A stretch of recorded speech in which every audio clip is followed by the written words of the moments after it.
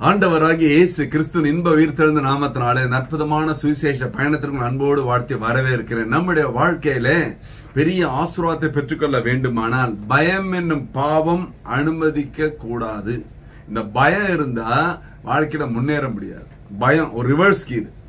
முதல்ல பயத்திலிருந்து வெளியே வரணும் இல்லைங்களா? ஆண்டவர் அடிக்கடி சொல்லுவாரு, பயப்படாதே பயப்படாதே பயப்படாது. சொன்ன பிறகு பயப்படுறது. ஏன்னா நம்ம வாழ்க்கையில யாராவது என்ன சொல்லிட்டாங்கன்னு வச்சுங்களேன், உடனே பயம் பயம் பயம். சில இருட்டை கண்டா பயம், அதை கண்டா பயம், இதை கண்டா பயம். ஆண்டவர் அழகா சொல்றாரு ஏசாயா 41:10, நீ பயப்படாதே. எப்படிங்க அது? முதல்ல நீ பயப்படாதே, நான் உன்னுடனே இருக்கிறேன், திகையாதே, நான் உன் தேவன், நான் உன்னை பலப்படுத்தி உனக்கு சகாயம் பண்ணுவேன், என் நீதியின் வலது கரத்தினால் உன்னை தாங்குவேன். ஹல்லேலூயா.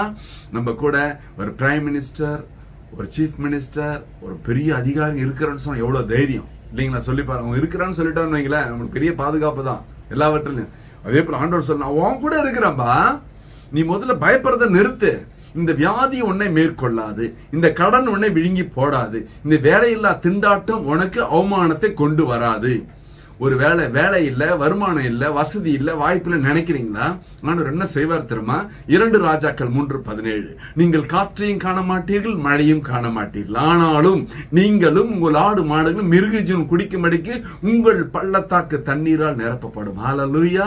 அப்படி என்றால் உன்னுடைய வாழ்க்கையிலே பயப்படுறதை விட்டுட்டு ஆண்டவரை சார்ந்திருப்பது.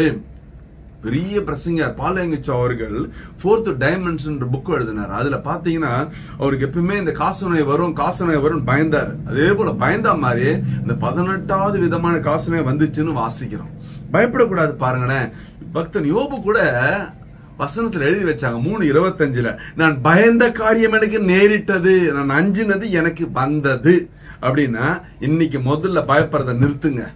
இந்த வியாதி வந்துச்ச, இன்னும் நடக்குமோ, ஏது நடக்குமோ, என் பிள்ளைங்களுக்கு எப்படி, மருமகளுக்கு எப்படி, மகனுக்கு எப்படி, குழந்தைக்கு எப்படி, பேரனுக்கு எப்படி, பேத்தி வேணாம், உடனே எண்டுக்கு போயிட வேண்டும் இல்லையா?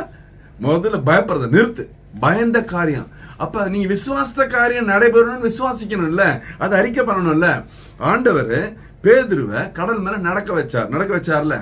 மத்தேயு 14:26-31, மார்க் 4:37-41, ஜலத்தின் மீது நடந்தான், காற்று பலமாக இருந்ததை பார்த்த உடனே கண்டு பயந்து அமிழ்ந்து போகையிலே, ஆண்டவரே என்னை ரட்சியும் என்று கூப்பிட்டான். உடனே இயேசு கையை நீட்டி அவனை பிடித்து ரொம்ப ஸ்டேட்மெண்ட் கொடுத்தார், அற்ப விசுவாசியே. என்னது இது? அற்ப விசுவாசியே. நம்பர் 2 ஏன், நம்பர் 3 சந்தேகப்பட்டாய். வாழ்க்கையில உங்க கூட ஆண்டவர் இருக்கிறாருங்க. எல்லா சூழ்நிலையில ஏசோப்போடு இருந்தார், குழியில போடும்போது இருந்தார், 20 வெள்ளிக்காக்கு விற்கும் போது இருந்தார், ரீசேல் பண்ணும்போது இருந்தார், சிலைச்சாலையிலே இருந்தார், போர்த்திபா வீட்டில அவனை துன்பப்படுத்தும் பொழுதும் இருந்தார், எல்லா சூழ்நிலையும் இருந்தார். அவன் உயர்த்தப்படும் போது அவனோடு இருந்தார். ஹல்லேலூயா, ஹல்லேலூயா. உன்னோடு இருக்கிற ஆண்டவர் என்றும் எதிலும் எப்பொழுதும் இருக்கிறார் என்பதை மறந்து போகாது. உன் பிரயாணத்துல, உன்னுடைய இல்லத்திலே, வெள்ளத்திலே, எல்லாவற்றிலும் கூட இருக்கிறார். தைரியமா இருங்க, சந்தோஷமா இருங்க. இந்த அற்புதமான நாளிலே கர்த்தர் உன்னோடு இருப்பதே உன்னோட பலன், உன்னுடைய ஜீவன், உன்னுடைய சக்தி, உன்னுடைய எல்லா விதமான ஆசீர்வாதம் பெற்றுக்கொள்வோமாக. ஒரு விசை கண்களை மூடுவோம். ஹல்லேலூயா, ஹல்லேலூயா, ஹல்லேலூயா. அப்பா ஸ்தோத்திரம் ஆண்டவரே, இந்த அற்புதமான நாளிலே கர்த்தாவே, இந்த பயம் என்னை விட்டு நீங்கும்படியா கர்த்தர் கிருபை தருவீராக. இன்று முதல் கர்த்தாவே உமக்கு பயந்து, உமக்கு நடுங்கி ஆசீர்வாதத்தை பெற்றுக்கொள்ள கிருபை தாருங்க. தேவையற்ற பயத்தை நீக்கி போடுவீராக.